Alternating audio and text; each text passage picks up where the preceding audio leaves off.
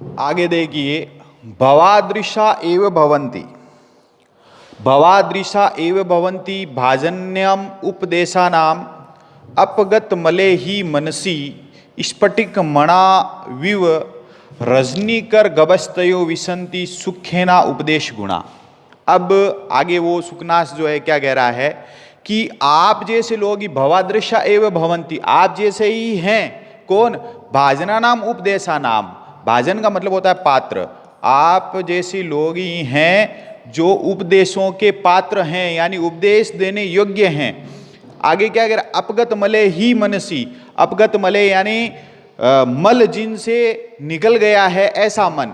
अपगत मले मनसी यानी कहने का मतलब यह है कि मल रहित मन में ही जो है उपदेश जो है किस प्रकार से उनमें समाहित हो सकता है, जिस प्रकार से रजनीकर का मतलब चंद्रमा की जो किरणें हैं, जिस प्रकार से चंद्रमा की किरणें स्फटिक मणि जो होता है उसमें अंदर जाकर के उसको प्रकाशित कर देती है, वैसे ही जो अपगत मल यानी कहने का मतलब है कि मल रहित जो मन होता है उसमें उपदेश जो है बहुत ही आसानी से सुखपूर्वक उसमें समाहित हो सकते हैं। क्या कहा कि आप जैसे ही हैं जो उपदेश के योग्य हैं, पात्र हैं, और उसी प्रकार से उस मन में यानी मल रहित मन में उसी प्रकार से जो उपदेश है वो सुखपूर्वक समाहित हो सकते हैं, प्रकाशित हो सकते हैं, जिस प्रकार से एक रजनीकर अर्थात चंद्रमा जो है स्फटिक मणि में जैसे ही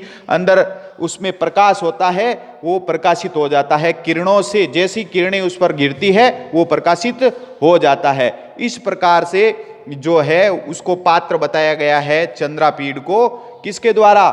सुखनाश के द्वारा। अब आगे क्या कह रहा है? गुरु वचनम मल अमलम अपि सललिम्यु महद उपजनेति श्रवण स्थितम शूलम अभ्यवयस्य, यानी इसमें कहा गया है जो अभव्य से होता, अभव्य से यानी बुरे लोग, अभव्य से का मतलब होता है बुरे लोग, अभव्य से का क्या मतलब होता है? जो बुरे लोग होते हैं उनमें उसी प्रकार से, जिस प्रकार से देखिए जो जल है सलिलम इव महद उपजनेति श्रवण स्थितम शूलम अभ्यवश्य, यानी साप जल जो होता है, साप जो पानी होता है वो भी यदि कान में जाता है तो वो शूल उत्पन्न कर देता है। श्रवण स्थित शूलम अभव्यस्य यानी अब बुरे लोगों के जिस प्रकार से जो जल होता है वो कान में जाने के बाद भी उसमें शूल उत्पन्न कर सकता, उसी प्रकार से जो ये अभ्यवश्य बुरे लोग जो होते हैं उनमें गुरु के जो वचन होते हैं, गुरुजनों के जो वचन होते हैं किस प्रकार से होते हैं? बहुत ही अच्छे होते हैं, अमल की तरह होते हैं, शुद्ध होते हैं, लेकिन फिर भी वो जो बुरे लोग हैं उनमें वो उनको बुरा ही लेते हैं। कहने का मतलब यह है कि गुरु के जो वचन होते हैं वो एकदम साफ जल के समान होते हैं, स्वच्छ जल के समान होते हैं, जो अपने मन को निर्मल कर देते हैं। लेकिन जो बुरे लोग जो व्यक्ति होते हैं वो उनके तो कुछ भी कह दो उनको, उनके कोई फर्क नहीं पड़ता है, क्योंकि जिस प्रकार से स्वच्छ जल जो कान में डाला जाता है तो वो शूल उत्पन्न कर देता है, उसी प्रकार से बुरे लोगों के रूप में भी वो जो है गुरु के वचन कुछ असर नहीं करते हैं। इतरस्य दूसरी तब देखिए, तू करिणे इव शंखाभरणम आनन शोभा समुदयामी अधिकरणम उपजयंती। अब देखो जो दूसरे जो इतर जो सज्जन लोग होते हैं उनमें कैसा होता है? सज्जन लोगों में करिण इव शंखाभरणम आननम, यानी कहने का मतलब करिण इव, करिण कहते हैं हाथी को, करिण का जो हाथी का जो मुख होता है, शंखाभरणम आनम यानी शंख से आभरण युक्त, आभरण यानी आभूषण, शंख जो होता है उससे युक्त जो आभूषण बनता है वो शोभा को बढ़ा देता है, उसकी हाथी की शोभा को बढ़ा देता। उसी प्रकार से जो दूसरे सज्जन लोग होते हैं उनके साथ यदि गुरु वचन होते हैं तो उनको भी वो शोभायमान बना देते हैं, ये इसमें कहा गया। उनके लिए भी जो है उपजनयति, उनके लिए बहुत ही अच्छा वो बन जाते हैं। एक तरफ जो बुरे लोगों के पास जाते हैं तो बुरे लोगों के पास जाने पर उनमें जैसे स्वच्छ जल कान में डालने पर दर्द उत्पन्न करता है, वैसे ही जो बुरे लोग हैं वो उसी प्रकार से लेते हैं। और दूसरी तरफ यदि सज्जन लोगों के साथ गुरु वचन है वो उनको उसी प्रकार से शोभायमान कर देते हैं जिस प्रकार से करिण यानी हाथी को जो शंख के आभूषण होते हैं वो शोभायमान कर देते हैं। फिर क्या कह रहा, हरत्य अति मलिनम अंधकारम इव दोष जातम प्रदोष समय निशाकर इव। प्रदोष समय निशाकर, प्रदोष का समय होता है जब दिन अस्त होता है, सूर्य अस्तांचल की ओर जाता है, और रात्रि का जो आगमन होता है, जो उस समय होता है वो प्रदोष का समय कहलाता है। तो प्रदोष के समय जो निशाकर है, निशाकर का मतलब जो चंद्रमा है, वो चंद्रमा किस प्रकार से अंधकार को दूर कर देता है, वैसे ही जो गुरु के जो वचन होते हैं, हरत्यम अति मलिनम, जो अति मलिन बुद्धि जो होती है, जड़ता जो बुद्धि की होती है, वो दूर कर देता है। जिस प्रकार से प्रदोष का जो निशाकर होता है, प्रदोष के समय जो चंद्रमा होता है वो अंधकार को दूर कर देता है, इसी प्रकार से गुरु के जो वचन है वो उस अज्ञान रूपी अंधकार को दूर कर देते हैं। फिर आगे है गुरु उपदेश है प्रशम हेतुर्वर्य परिणाम इव पलित रूपेण शीर्षि जजालम अम्ली कुर्वन गुरु रूपेण तदेव परिणम्यति। अब देखो, गुरु के जो उपदेश हैं वो हमारे लिए बहुत ही अच्छे होते हैं। अब देखिए क्या है, क्या कह रहे हैं कि गुरु उपदेश से प्रशम हेतुर्वय्य परिणाम इव परित रूपम। जिस प्रकार से व्यक्ति जब बुढ़ा होता है, वय है परिणाम है, वय परिणाम का मतलब होता है वृद्धावस्था जो होती है, वृद्धावस्था के समय जो मनुष्य के जो बाल होते हैं, ये क्या गया, पलित रूपेण शीर्षि जजालम अम्लिम कुर्वन। कहने का मतलब है कि सिर के जो बाल होते हैं वो सफेदी की ओर ले जाते हैं, अर्थात वो सफेद हो जाते हैं। अमली कुर्वन, जिस प्रकार से सिर के जो बाल हैं उनको अमली, कहने का मतलब है मल रहित कर देते हैं, उसी प्रकार से जो गुरु के उपदेश हैं वो क्या करते हैं, मनुष्य को उसी प्रकार से स्वच्छ कर देते हैं, उसी प्रकार से अच्छा कर देते हैं। जिस प्रकार से उम्र जो है बालों को सफेद कर देती है, अर्थात उसका जो मल होता है वो दूर कर देते हैं, वैसे ही गुरु का जो उपदेश है, गुरु जी के जो उपदेश हैं वो मल से रहित कर देते हैं, मल से दूर कर देते हैं, मल को दूर कर देते हैं। इसी प्रकार से आगे पढ़ते हैं, देखो अयमेव च आनिस्वादित विषय रस्यते काले उपदेशस्य। अब इसमें क्या कहा गया है कि ये जो समय हैं च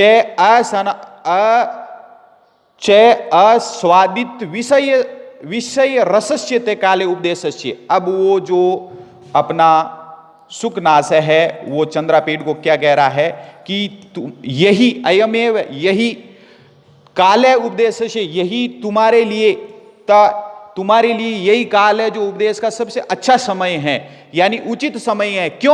क्योंकि चे अनास्वादित विषय रस्य, क्योंकि तुम्हारे द्वारा अभी विषय का जो विषय भोग लिप्सा आदि जो होते हैं उनका रस तुम्हारे द्वारा अभी नहीं लिया गया है, अर्थात तुम्हारा जो हृदय है वो अभी स्वच्छ है। तो अभी आपको जो उपदेश हैं वो दिए जा रहे हैं वो बिल्कुल उचित समय है, उचित समय पर दिया जा रहा है। कुसुम सर प्रहार जर जरितम ही हृदय जलम युव गलतिम उपदिष्टम। अब क्या कह रहे हैं कि जिस प्रकार से कुसुम सर जो होते हैं, फूलों के जो बाण होते हैं, वो जब जर्जरित हृदय होता है उस पर गिरते हैं, कहने का मतलब है जो उपदेश है, उपदेश जो है वो एक गलित हृदय जो होता है, यानी कहने का मतलब है जब पानी उन पर गिरता है तो पानी जैसे चिकना घड़ा होता है, चिकने घड़े पर पानी जब डाला जाता है तो वो क्या होता है, घड़े के ऊपर पानी डाला जाए तो वो नीचे चला जाता है। वैसे ही ये यहाँ कह रहे हैं कि उपदेश जो यहाँ पर जो कह रहे हैं कि हृदय जलमी व गलतुम, यदि इस प्रकार के विषयों से युक्त हो जाता है व्यक्ति तो जो गुण होते हैं, जो उपदेश होते हैं वो उसी प्रकार से नीचे चले जाते हैं, यानी वह व्यक्ति उसको अधिगम नहीं कर पाता है, उनको जो उपदेश मिले होते हैं उन उपदेशों पर नहीं चल पाता है, क्योंकि वो उपदेश तो उस चिकने घड़े के समान उसके ऊपर से नीचे की ओर चले जाते हैं। अब यह आगे कह रहा अकारणश्च भवति दुष्प्रकृतिरेव अन्य श्रुतम चाविनय से। अब जो दुष्प्रकृति के लोग जो होते हैं, दुष्प्रवृत्ति के यानी जो दुष्ट व्यक्ति होते हैं, उनका जो है अकारण ही जो है वो कुछ भी उम्र वगैरह उनके लिए भी मायने नहीं रखता है, कहने का मतलब है जो दुष्प्रवृत्ति के व्यक्ति होते हैं वो दुष्टता को ही ग्रहण करते हैं। चंदन पर्वो, क्योंकि जिस प्रकार से ये दुष्टता को किस प्रकार से ग्रहण करते हैं, कहते हैं कि चंदर पर्वो ने देती कि मनल, चंदन का जो प्रभाव होता है, यानी जो चंदन की लकड़ी जो होती है, चंदन जो वृक्ष होता है सुगंधित होता है, तो ये कह रहा है चंदन पर्वो ने दहती कि मनल है, क्या चंदन की लकड़ी से जलाया हुआ वो आग है जो जलाती नहीं है, निश्चित रूप से वो तो जलाएगी, लकड़ी जब जलेगी तो वो व्यक्ति को जलाएगी। किम वा प्रशम हेतु नापी ने प्रचंड तरी भवती वडवानोलो वारिणा। अब जो वारी जो है, वारी का मतलब होता है जल, जो जल होता है समुद्र का जो जल है वो क्या है, शांति कारक होता है। जल जो है आग पर गिरने पर वो उसको बंद कर देता है, लेकिन क्या जल से युक्त जो समुद्र का जो जल है वो शांति कारक नहीं होता है, क्योंकि वडवानलो जो अग्नि समुद्र में जो अग्नि लगने वाली होती है, क्या वो उसको शांत करने वाला होता है, क्या वहां आग नहीं लगती है? नहीं, निश्चित रूप से वहां आग लगती है।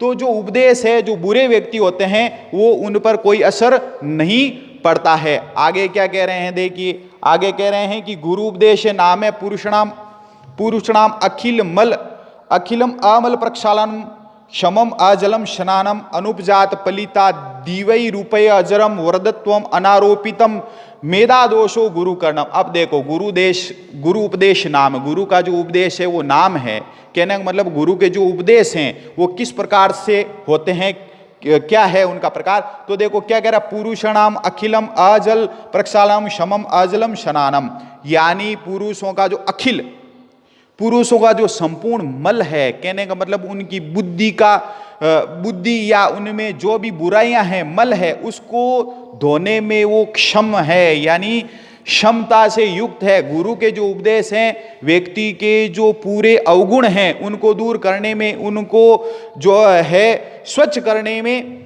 समर्थ है। और साथ में अजलम स्नानम, ये एक प्रकार का बिना जल का स्नान है, यानी स्वच्छ कर देता है। फिर क्या, अनुपजात पलिता दिव्य रूपाजरम वर्धत्वम। अब जिस प्रकार से देखो एक व्यक्ति जो वृद्ध होता है, बूढ़ा होता है, उसको जीवन का अनुभव होता है, बच्चों में जीवन का अनुभव नहीं होता है, लेकिन बूढ़े व्यक्तियों में अनुभव होता है। तो गुरु का उपदेश जो है वो बिना, क्या कह रहे हैं कि अनुपजात पलिता, यानी बिना वृद्धावस्था के और साथ में बिना जो बाल है सफेद हुए बिना ही उनको जो अनुभव मिल जाता है, किन से, गुरु के वचनों से अनुभव मिल जाता है। तो बिना जो है बाल सफेदी के ही वृद्धत्व को प्राप्त हो जाता है। कहने का मतलब वृद्धत्व को प्राप्त नहीं हो जाता, अर्थात गुरु के जो उपदेश हैं वो उसमें जब समाहित हो जाते हैं तो उसमें वो जो वृद्धों में जो क्षमता होती है, जो गुण होते हैं, जो उनको अनुभव होता है, वो गुरु के उपदेशों से उनको मिल जाता है। फिर कह रहे अनारोपितम मेद दोषम गुरु कर्णम। अब देखो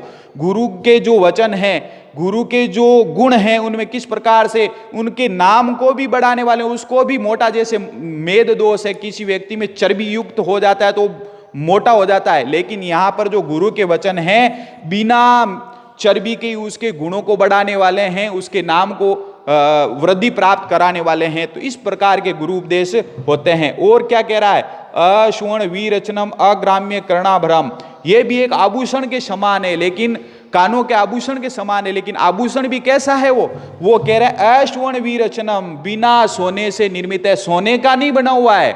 ये जो गुरु जी के वचन हैं वो बिना सोने के बने हुए भी कानों के आभूषण हैं। अतीत ज्योतिरालोक है, और ऐसा आलोक है, ऐसा प्रकाश है जो ज्वाला से रहित है, यानी प्रकाश तो है लेकिन उसमें ज्वाला नहीं, अर्थात वो जलन देने योग्य नहीं है, प्रकाश फैलाने योग्य है। फिर कह रहे हैं नोद्वेगम प्रजागर है, और प्रभुत्व करने वाला है लेकिन बेचैनी को बढ़ाने वाला नहीं, न उद्वेगरम, यानी उद्वेगता को, बेचैनी को नहीं बढ़ाते हुए भी प्रबुद्ध करता है, अपने को जागृत कर देता है। जब व्यक्ति जागृत होता है, लंबे समय तक जागरण रहता है, सोता नहीं है, तो उसको उद्वेग होता है, लेकिन ये जागरण कर देता है, कहने का मतलब है अनुभव से युक्त, बुद्धि से युक्त कर देता है। तो इस प्रकार का ये बेचैनी नहीं करने वाला है, फिर भी उसको जागृत कर देता है। फिर कह रहा है विशेषणम तुम राज्ञाम, और विशेष रूप से राजाओं के लिए तो ये है ही, ये चंद्रापीठ को कह रहा है शुकनास, विरला ही तेसाम उपदेष्टा है, और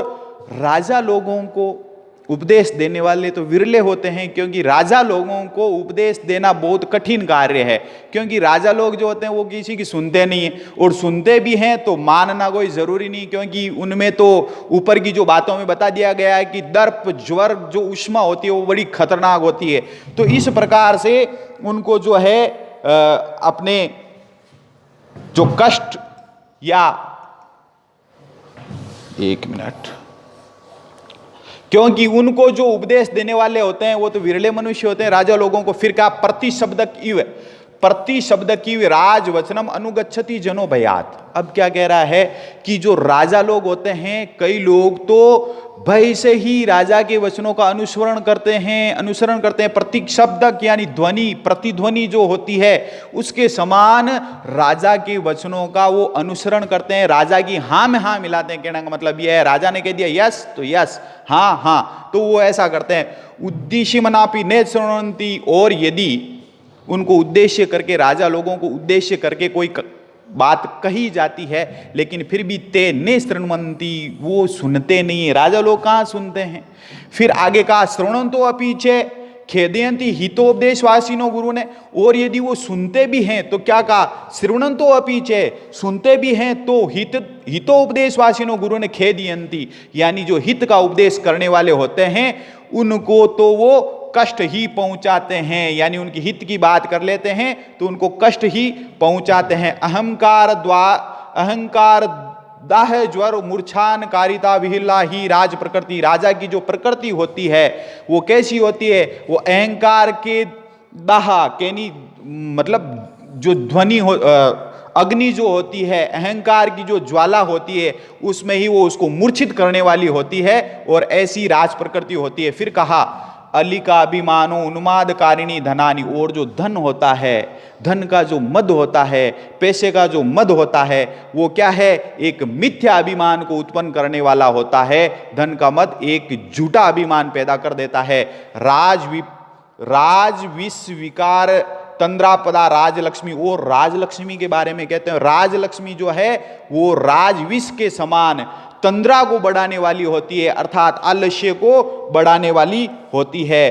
तो कहने का मतलब यह है कि गुरु के जो वचन होते हैं वो व्यक्ति को जो है सही रास्ते पर दिखाने में सक्षम होते हैं। कहने का आशय यह है कि गुरु के जो वचन हैं वो हमें निश्चित रूप से व्यक्ति को सही रास्ते पर चलाने वाले होते हैं। गुरु के वचन जो है एक बिना जल का स्नान है, यदि व्यक्ति उससे स्नान कर लिया तो अपनी जीवन नैया को पार कर सकता है। इस प्रकार से ये बाण भट्ट के द्वारा रचित जो कादंबरी ग्रंथ हैं उनमें से लिया गया सुखनाशो उपदेश जो है उसमें से आपका द्वितीय पाठ है। अगली कक्षाओं में हम इनके प्रश्नोत्तरों को करेंगे। धन्यवाद।